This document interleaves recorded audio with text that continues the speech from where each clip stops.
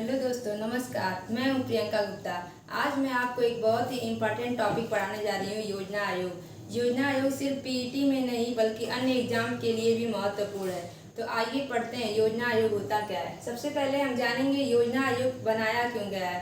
योजना आयोग इसलिए बनाया गया है क्योंकि समाज के कल्याण और समाज के विकास किस तरह से हो, इसलिए योजना आयोग का गठन किया गया है। तो योजना आयोग के बारे में आइए पढ़ते हैं। योजना आयोग क्या होता है? यह एक असंवैधानिक निकाय है। असंवैधानिक का मतलब है कि इसका संविधान में कहीं भी उल्लेख नहीं किया गया है। इसके जो अध्यक्ष होते हैं वो भारत के प्रधानमंत्री होते हैं।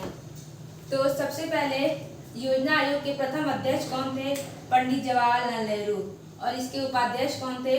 गुलजारी लाल नंदा। इस समय योजना आयोग के जगह नीति आयोग आ चुका है। नीति आयोग के अध्यक्ष कौन है? श्री नरेंद्र मोदी हैं। और उपाध्यक्ष कौन है? सुमन बेरी हैं।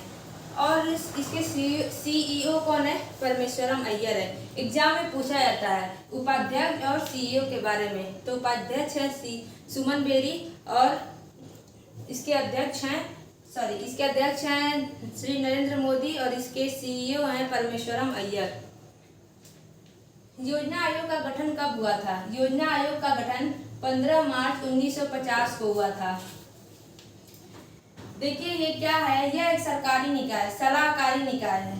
यह भारत सरकार के लिए विकास से जुड़े विभिन्न मुद्दों हेतु यह एक सलाहकारी निकाय था।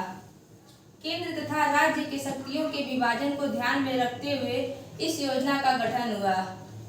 राज्यों की हिस्सेदारी योजना तैयार करने हेतु 6 अगस्त 1952 को राष्ट्रीय विकास परिषद का गठन किया गया था। राष्ट्रीय विकास परिषद, जैसे योजना आयोग एक असंवैधानिक निकाय है, उसी तरह राष्ट्रीय विकास परिषद भी एक असंवैधानिक निकाय है। राष्ट्रीय विकास परिषद के प्रथम अध्यक्ष कौन थे? पंडित जवाहरलाल नेहरू। और राष्ट्रीय विकास परिषद को ही एनडीसी बोलते हैं। एनडीसी की पहली बैठक कब हुई थी? 8 नवंबर 1952 को। किसके नेतृत्व में हुई थी? जवाहरलाल नेहरू के नेतृत्व में एनडीसी की पहली बैठक हुई थी। योजना आयोग में 12 पंचवर्षीय योजना के बारे में बताया गया था। यह प्रत्येक 5 वर्ष के लिए बनाया गया था। पहली पंचवर्षीय योजना क्या थी? पहली पंचवर्षीय योजना बनाई गई थी 1951 से 1956 तक।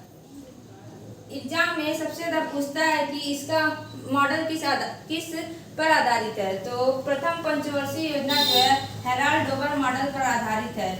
प्रथम पंचवर्षीय योजना का उद्देश्य क्या था? प्रथम पंचवर्षीय योजना का उद्देश्य क्या था? कृषि का विकास था। इस पे फोकस जो है कृषि के विकास पर किया गया था। भारत में भाखड़ा नागल परियोजना, व्यास नदी घाटी परियोजना तथा दामोदर नदी घाटी परियोजना का विकास हुआ। 2 अक्टूबर 1952 को सामुदायिक विकास कार्यक्रम शुरू किया गया था। यूएसए के सहयोग से 2 अक्टूबर 1952 को सामुदायिक विकास कार्यक्रम शुरू किया गया था। प्रथम पंचवर्षीय योजना में विकास का लक्ष्य रखा गया था 2.1% और प्राप्ति हुई थी 3.6%। यह एक सफल योजना मानी जाती है। जो प्रथम पंचवर्षीय योजना है ये कृषि के विकास पर आधारित थी और यह एक सफल सिद्ध हुई थी यह योजना। अब चलते हैं द्वितीय पंचवर्षीय योजना पर। द्वितीय पंचवर्षीय योजना 1956 से 1961 थी। यह पीसी महालनोबिस मॉडल पर आधारित थी। एग्जाम में प्रथम पंचवर्षीय योजना और द्वितीय पंचवर्षीय योजना पूछता है कि ये मॉडल किस पर आधारित थी। तो ये पीसी महालनोबिस मॉडल पर आधारित थी। इसका उद्देश्य क्या था? इसका उद्देश्य था कृषि विकास के साथ उद्योगों का विकास। इसका उद्देश्य कृषि के साथ साथ उद्योगों का विकास करना था। इस पर तीव्र औद्योगिकीकरण पर ज्यादा बल दिया गया था। द्वितीय पंचवर्षीय योजना में दुर्गापुर ब्रिटेन की सहायता से, राउरकेला जर्मनी की सहायता से, भिलाई सोवियत संघ की सहायता से इस्पात संयंत्र को स्थापित किया गया था। मतलब दुर्गापुर, राउरकेला, भिलाई, इसमें क्या हुए थे? इस्पात संयंत्र की स्थापना किया गया था। इसमें विकास का लक्ष्य 4.5% रखा गया था और प्राप्ति जो हुई थी वो 4.27% हुई थी। अब चलते हैं तृतीय पंचवर्षीय योजना पर। तृतीय पंचवर्षीय योजना 1961 से 1966 थी। यह सैंडी सुखमय चक्रवर्ती महालनोबिस मॉडल पर आधारित थी।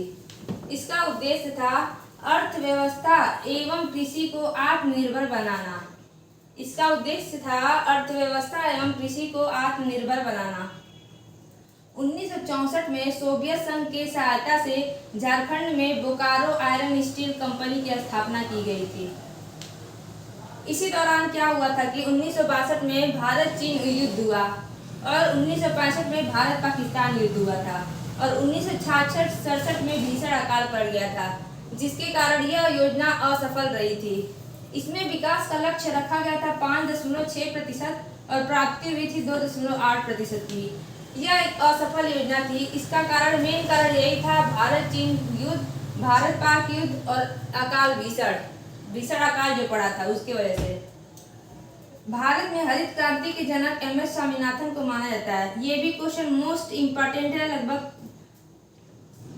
लगभग सभी एग्जाम में पूछे आते हैं। भारत में हरित क्रांति के जनक एम.एस. स्वामीनाथन को माना जाता है। याद रखिएगा, पूछता है कि ये किस पंचवर्षीय योजना में हरित क्रांति की शुरुआत हुई थी, तो ये तृतीय पंचवर्षीय योजना में हरित क्रांति की शुरुआत हुई थी। चौथी पंचवर्षीय योजना का कार्यकाल है 1969 से 1974। यह डी.आर. गॉडविल मॉडल पर आधारित थी। इसका क्या था, इसमें स्थायित्व के साथ विकास एवं आर्थिक आत्मनिर्भरता पर बल दिया गया। स्थायित्व के साथ विकास एवं आर्थिक आत्मनिर्भरता पर बल दिया गया। उद्देश्य क्या था? समाजवादी समाज की स्थापना। उद्देश्य था समाजवादी समाज की स्थापना। 1969 में पहली बार भारत में 14 बैंकों का राष्ट्रीयकरण किया गया था। 1969 में, यह भी क्वेश्चन मोस्ट इम्पोर्टेंट है। पूछता है कि 14 बैंकों का राष्ट्रीयकरण कब हुआ था, तो हम लोग आंसर देंगे 1969 में। और इस समय जो भारत की प्रधानमंत्री थी श्रीमती इंदिरा गांधी थी। इसी समय भारत में परिवार नियोजन कार्यक्रम लागू किया गया था। इसमें विकास का लक्ष्य 5.7% रखा गया था और इसमें प्राप्त हुआ था 3.3%। ये भी असफल योजना थी। इसमें भी क्या था कि भारत पाक युद्ध हो गया था 1971 में, जिसके कारण यह असफल रही। पांचवी पंचवर्षीय योजना मोस्ट इम्पोर्टेंट है। पांचवी पंचवर्षीय योजना से क्वेश्चन जरूर पूछे जाते हैं। क्या उद्देश्य था? सबसे पहले इसका कार्यकाल समझते हैं। कार्यकाल कितना था? 1974 से 1978 की 4 सालों के लिए हुई थी, क्योंकि 1979 में जनता सरकार की पार्टी बनी थी, इसलिए यह योजना 4 साल तक ही चली। इसका उद्देश्य था गरीबी उन्मूलन एवं आत्मनिर्भरता पर बल। एग्जाम में इसका उद्देश्य से पूछा जाता है और पूछा जाता है कि नारा पांचवी पंचवर्षीय योजना में कौन सा नारा दिया गया था, तो नारा क्या था? गरीबी हटाओ का नारा दिया गया था, गरीबी हटाओ। इसी में रोजगार के अवसरों का विस्तार किया गया।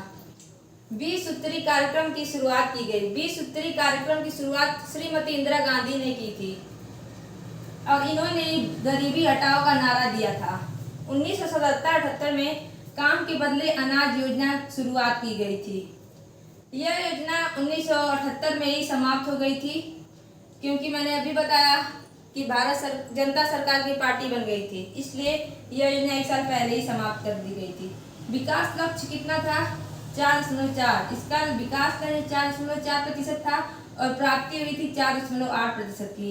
यह एक सफल योजना थी। इस वीडियो में यहीं तक। दूसरे पार्ट में इसके आगे का बनाया जाएगा। 6वीं पंचवर्षीय योजना से 12वीं पंचवर्षीय योजना, उसके आगे फिर नीति आयोग। धन्यवाद।